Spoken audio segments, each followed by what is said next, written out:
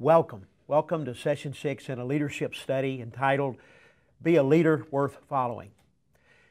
I've said for a long time that leaders who are worth following are folks who are marked people. They're marked.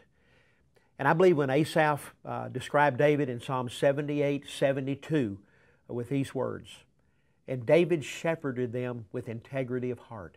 With skillful hands he led them. Asaph saw David as a leader. And I believe when he described David as a leader, he embedded in that passage in Psalm 78:72 the key components that mark a person who is a person and a leader worth following. It says that he had integrity of heart. That's authentic character. We spent 2 sessions looking at the importance of character and how to develop and to grow and to refine our character. It is the fundamental component. You may remember that I told you of an experience that I had at a jewelry store in looking at a diamond ring. And though a ring is made up of a band, it's made up of a setting, and it's made up of that precious jewel and diamond, that perhaps the most important component of that diamond is the setting, because if the setting is not strong and secure, then you could lose the gem. And that setting refers to our character. Everything that you and I believe to be dear and precious to us is the gem. And it's being a person of character that keeps that protected. We spent 2 sessions talking about authentic character. In this section and in the next session, we're going to look at that next big rock key component, and that is a component of exceptional competency. Exceptional competency. Being not just talented, but being exceptionally talented in what you do throughout your life. You know, you and I live in a world where skill and talent inspire us. I mean, you think about sports figures, and you think about people who have excelled in the arts and in the music world and in the academic arena. I mean, you could go across any arena in our society, and you and I could identify folks who are exceptionally competent in those areas. And we tend to hold people who are exceptionally competent in the highest of regard. In fact, you could say that the greater the competency, then the greater the possibility of opportunity and impact because of the exceptional competency. Proverbs 22:29 is a great verse. And the writer of Proverbs asks this question, do you see someone who is skilled in their work? He will stand before kings. You see, the greater the skill, the greater the competence, the greater the capability, then the greater the opportunity to have impact and to have influence and to be someone who is worth following. In Mark chapter 6, verse 3, if you have your Bibles, turn there with me. In Mark chapter 6, verse 3, Mark writes about a conversation that's going on with Christ and some folks in the synagogue that day. And Jesus is asked, is not this the carpenter, the son of Mary and brother of James and Joseph and Judas and Simon? That carpenter word is a very interesting word. It's the word tekton, and it means to be highly skilled. I want to read something from John Maxwell as he talks about this Mark chapter 6 verse 3 passage and the importance of skill in the life of Jesus. Listen to what he writes. Our ultimate example of skill is embodied in the life that Jesus lived on this earth. We do not usually picture Jesus as Charlie Money, someone who was a high achiever. Our mental picture of him is usually much tamer. This is the Sunday school Jesus. He was a quiet and kind of a meek guy. Pictures of him never have him working. He was a good carpenter, but not so good that he would make other carpenters feel bad. He never made a profit. He always gave away everything he made. He was normal, not a genius, not stupid, but average. But was he really? No. Jesus was skill personified. Luke records that as Jesus grew into a man, he was known for his wisdom and abilities. His work gained him favor not just with God, but with man as well. In other words, Jesus was respected. He was known for excelling. Even at a young age, he had a reputation. Long before he began his full-time public ministry, Jesus of Nazareth was also very skilled as a carpenter. That word used to describe Jesus in Mark 6:3 is the word tekton. A tekton was someone who understood something completely and transformed that knowledge into creations of wonder and excellence. They were able to take a rough piece of wood and put it through a process of miraculous conversion. Even before he was publicly identified as Messiah, Jesus was a skilled craftsman. Tekton pictures someone who, with a minimum of technical equipment and a maximum of craftsmanship, could make something of beauty out of very little. No, Jesus was not an anemic wimp. The real Jesus was a master at his craft. And listen to his application. Why was Christ driven to excellence of skill? It was not because he was a perfectionist by personality. Neither was it because he wanted to dominate the carpentry market in Nazareth. Nor was he driven to prove that he had what it takes. Christ did his best for one reason. For him, it all had to do with spiritual relationship with God. At the end of his life, he prayed, I glorified you on earth, having accomplished the work which you gave me to do. Christ excelled in his work to bring glory to the God who sent him. And we need to excel in ours. We need to be exceptionally competent. That's what gives us increased opportunity for influence and impact in the lives of others. Stephen Graves, just bear with me, I've got this wonderful quote from him too. Stephen Graves, God wants our skill to be a divinely choreographed ballet, us doing our best, following God as the lead dancer. He wants it to be a thing of beauty, not of stress. He meant for it to work for good, not just work for results. He gave us our skill to be used for His glory, not ours. Skill matters to God, and it should matter to us too. Excellence in our skills is an extension of our spiritual relationship with our Creator. We cannot be satisfied with mediocrity and still work wholeheartedly as unto God. We cannot just get by and still glorify God in all that we do. Skill is not a business necessity, but a spiritual imperative. Skill is critically important. I mean, you can go back into Exodus and the building of tabernacle and temple later on, and these men were set aside because they had particular skills and resources given to them by God. You look at the parable of the talent, and God entrusted to each of them abilities, skills, and gave them talents. Every one of us have competencies in certain areas. And one of the things that will cause us to have increased opportunity and to become someone that people will listen to because we have a platform, because they believe we're people who can get things done, is that we need to be folks of exceptional competency. When I say exceptional competency, what does that mean? What is exceptional competency? Well, let me unpack that by talking about exceptional first of all. Exceptional it's more than ordinary. It's beyond average. It's more than mediocre. It's more than the norm or usual.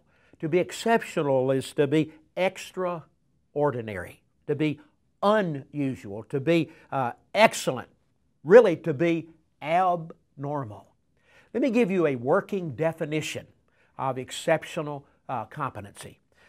Someone is exceptionally competent when they know what to do, they know how to do it, and they have the discipline to get it done. Let me unpack that just a little bit. You and I are exceptionally competent at some skill or activity or at some ability when we know what to do. That's a knowledge thing. We know what to do. We have the education, we have the experience, and we know what to do to accomplish the task. But we also know how to do that. We have the skills and the abilities, and we know how to put those together to get something done. And then the third component there is the discipline to get it done. Willing to work hard and to persevere to get done whatever it needs to get done. I'm going to tell you, to be exceptionally competent demands something that I label as great self-awareness.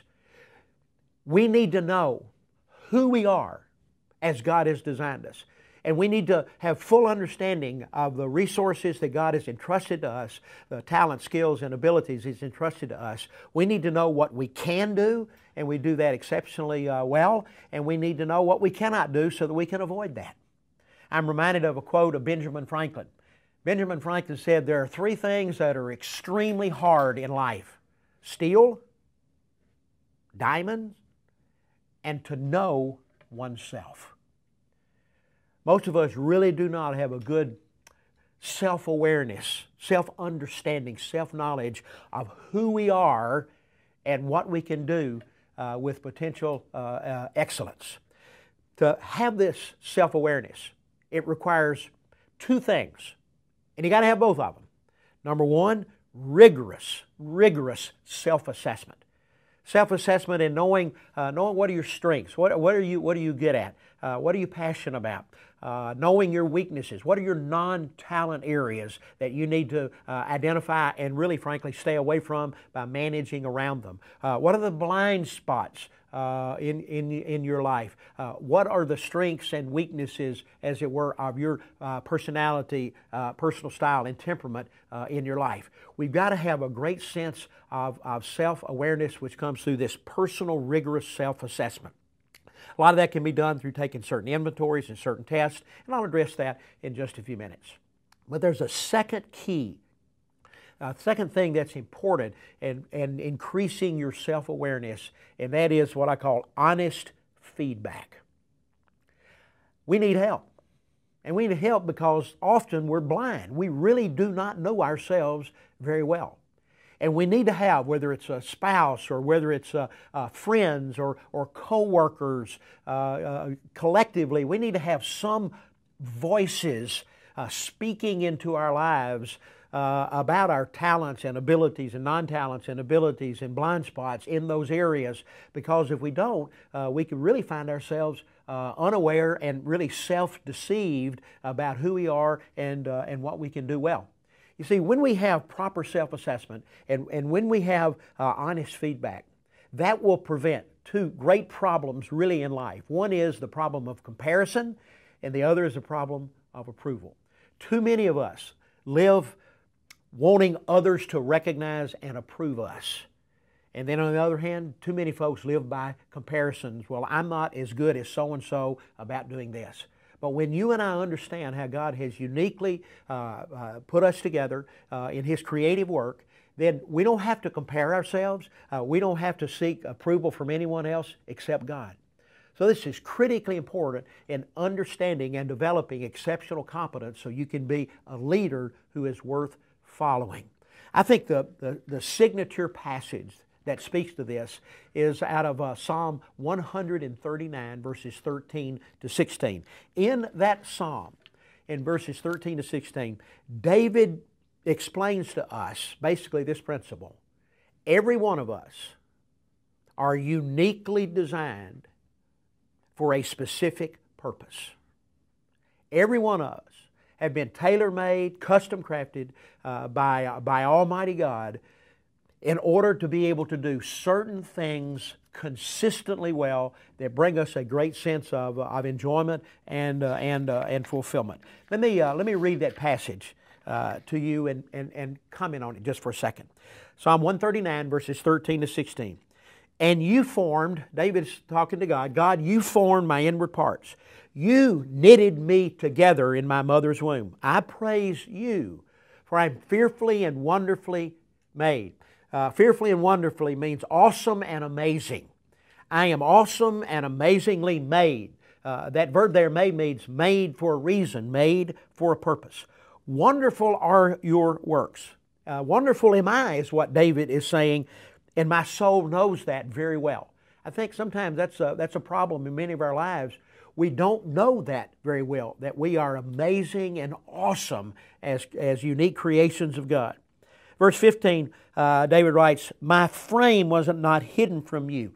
That's the only time that word frame is used in the Old Testament, and it carries with it the idea of everything about me. My substance, everything about me, my strengths, my non-talents, my personality, everything about me was not hidden from God when I was made in the secret place. Talking about when we were conceived, intricately woven in the depths of the earth. Talking about, again, the conception process. Verse 16, "Your eyes, God, saw, supervised my unformed substance." Unformed substance. In your book, every one of them was written, the days that were formed for me, when as yet none of them had taken place. In other words, God said, I designed you the way you are for a specific reason and purpose. You are the way you are because I created you to do something special. For instance, what's the best thing a pen can do? It's write. What's the best thing you can do with scissors? You can cut. But how many of us have used scissors or a pen for something different than which it was intentionally designed? I mean, if you look into the animal world, squirrels climb, eagles fly, ducks swim, rabbits run. They don't try to do something else because that's not what they were designed to do. Each was designed with a specific purpose in mind. Let me ask you this question. What has God designed you to do? Knowing that helps you fulfill your God-given purpose in life. Your God-given purpose in life. I love what Albert Einstein said. It's a great quote. He said, "Everybody is a genius, but if you judge a fish by its ability to climb a tree, it will live its whole life believing it is stupid." You and I were placed here by God for a certain purpose, and that purpose is inseparably related from how God has wired us and designed us together. And I believe that there are two key pieces in your puzzle and mine, two key pieces. And I connect that to Philippians chapter 2 and verse 13. Philippians chapter 2 and verse 13. Listen to Paul. He says, "For God, it is God who is at work in you." God is at work in us, "both to will and to work for His good pleasure." To work means that God gives us the abilities to do what we can do exceptionally well. And to will means that God puts within us specific passions, interest, desires to do certain things and to help certain people. When you take the abilities that God has given to us and you add the passions to those, where those two circles, as it were, intersect right here in the middle, that would be your and my life sweet spot. It would be where you and I are in our calling. It would be where you and I are loving what we do.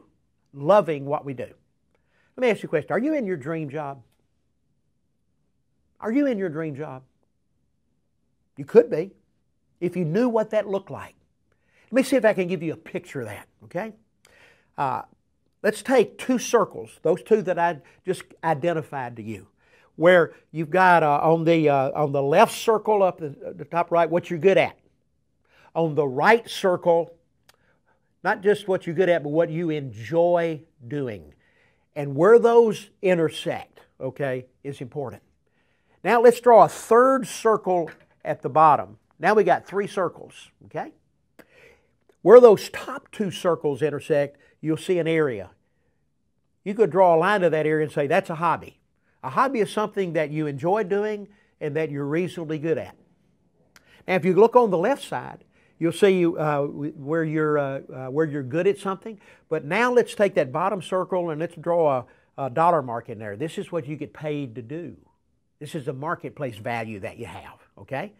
And if you look at where you're good and where you get paid, where those intersect, that's your job.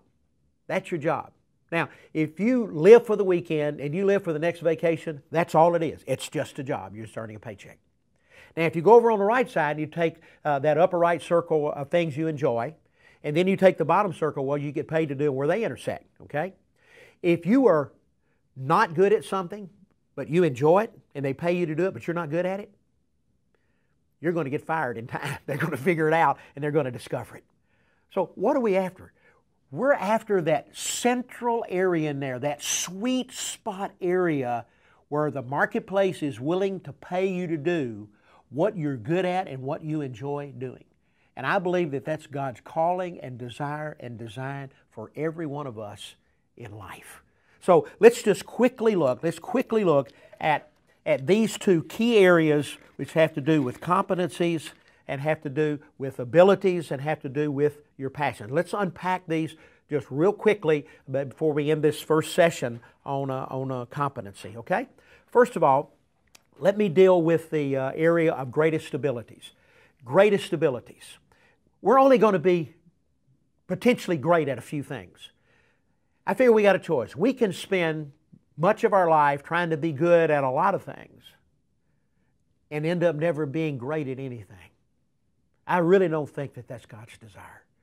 Your greatest abilities are really a combination of your natural talents, that's more innate, born with, your strengths. Strengths are those natural talents on steroids that once we identify the talents and develop them and grow them, they can really give us the capacity to be exceptional.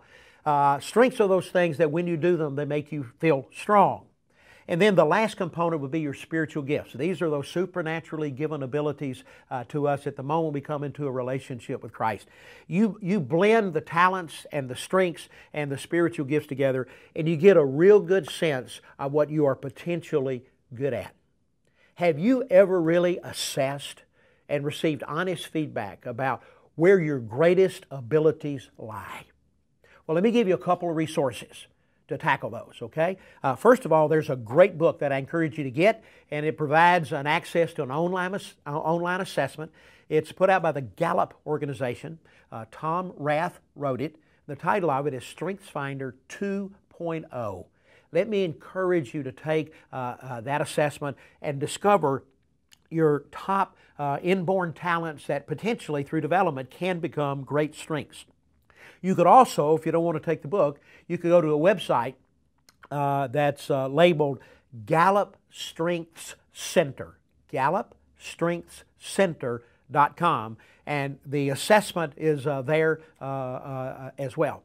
Now, on the subject of spiritual gifts, I want to drive you to a website that I have, jandlministry.com. J as in Jimmy, A-N-D, L as in Linda, my wife, ministry.com. And on the website, in a menu item, spiritual gifts, I have compiled, I've been using this for 20 plus years, 2 spiritual gift inventories. It'll take you about 20-25 minutes to take each. And when you finish them, it will merge the results and give you your spiritual gifts from the most dominant to the weakest. And I'm going to tell you, if you'll take the StrengthsFinder and if you'll take the spiritual gifts and if you'll just kind of compare those, then if you'll get some feedback, some honest feedback by simply asking people, what do you think I'm really good at and what I really enjoy doing, it'll help answer this first key component to exceptionalism, and that is identifying your greatest abilities. And then second component is your deepest passions. Your deepest passions. This is the emotional element. Your greatest abilities define what you're good at. The deepest passion answers this question: where do I want to invest that? With who do I want to make a difference? Who do I want to help? In Psalm 37:4, David, in Psalm 37:4, let me read that to you. It's a great passage defining for us the investment that God has made in our lives when He says, delight yourself in the Lord, and He will give you the desires of your heart. When we delight ourselves in the Lord, we're basically saying, Lord, I'm yours. I'm like soft putty in the hands of the potter. And when we do that, there are certain desires, want-tos, interests, ideas, subjects that are built into our hearts by God, that we're naturally and supernaturally interested in and passionate about. And it's God Himself who gives us those. We're not equally passionate and interested in everyone and in everything. God did not wire us that way. Only a few things. When you and I know what our passions are, these passions are just really compelling desires. They give us energy and they give us focus in life. I mean, if I were to ask you, think about certain kinds of people or certain kinds of activities that you engage in. But they're boring. They drain energy out of you. Well, it's true in all of our lives. But it's also equally true that there are certain kinds of people to be with, to be around, and to try to engage and to help. And there's certain kind of activities that when we do them, time just flies by. We just kind of lose sight of everything. We're so engaged and engrossed in what we're doing when we find our passions. I've discovered that passions tend to be people-related and issue-related. People-related and issue-related. In other words, there are probably certain people or people groups that you really feel drawn to and want to help. And when it comes to issues, there are certain issues, ideas, subjects, topics that you're more interested in and love to read on and to study about. Like for me, the people that I am really most passionate in helping are believers. Believers who are Christians especially and want to grow in their faith, and men and women who want to develop as disciples of Christ and want to become more effective in providing leadership and being a life worth living. The subjects, the issues that drive me are leadership and discipleship and growth. Those are areas that I am most passionate about and spend so much of my time reading. Well, this first lesson, this first session on competency is so important. I know it was a lot of information, but to become exceptionally competent, we have got to identify the resources that God has entrusted to us, because it's that divine design that God has invested in you and me that helps us to discover and to fulfill the purpose, the assignment for which God has given to us in life. And I really believe that through rigorous self-assessment and some honest feedback from people who know you well and are willing to be honest with you, you can discover these two all-important pieces of your greatest abilities and then your deepest passions. That doesn't mean that there are other pieces that are important, like your personality and how you learn and what motivates you, and are you a task-oriented person or a people-oriented person. All of that is important as well. But my experience tells me those two abilities and passions are the most important thing about discovering where we're competent. Now, next time, when we look at this next part of exceptional competency, once we know where we're competent, here's the question. How do you move that toward being exceptional, extraordinary, way above average? That's what we'll talk about next time when we look at the second part of competency. Thanks for watching.